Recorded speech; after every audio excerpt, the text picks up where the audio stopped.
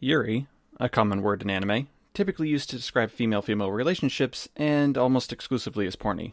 The Yuri in the title Yuri on Ice is actually the name of two of the ice skaters in this anime, with heavily implied yaoi content.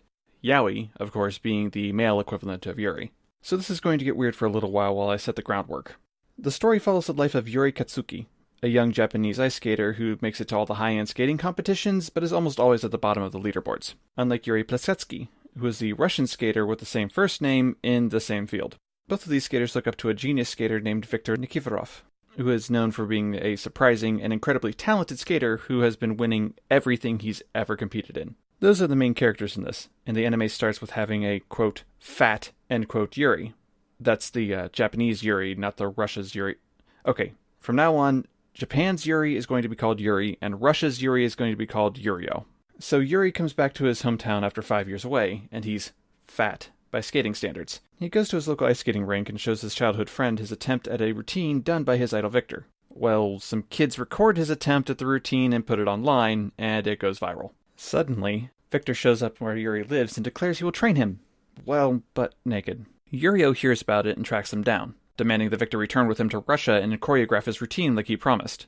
As it always happens in anime, a competition starts and the three agree, not in any legally binding way, to abide by a winner earns a wish kind of deal. So let's cover a few details of the characters, as I actually want to avoid any episode 3 spoilers at the moment. Yuri is a child that struggles with weight issues, and has practically no confidence despite being a very competent skater. Fortunately, he runs to practice whenever he's upset or stressed, so he's fairly polished technically. He's a kind boy, and that puts him lower in the hierarchy in his personal life. Yurio is a child skating superstar, and is also violent and arrogant, spoiled little brat. He's been allowed to be this way because of his talent and confrontational personality means he cows almost anyone who's willing to stand up to him. He also uses his aggression to intimidate other skaters into quitting, like he tried with Yuri in episode 1. Victor is, besides a brilliant and talented skater, fairly absent-minded and is missing the social filter that makes him take actions otherwise considered unacceptable. Victor tries to seduce Yuri at least 3 times so far, and is seen naked on multiple occasions. A few paragraphs ago, I said that I wanted to avoid spoilers for episode 3. The reason being, I really like how they showed the character development and fundamental character changes, but they did so subtly and cleverly, while making it feel natural and almost artistic. This is really well executed, and I don't want to ruin any of it for you if you decide to watch this anime. Please note, I say that admitting that I don't like sports animes, and I don't particularly care for sports in general.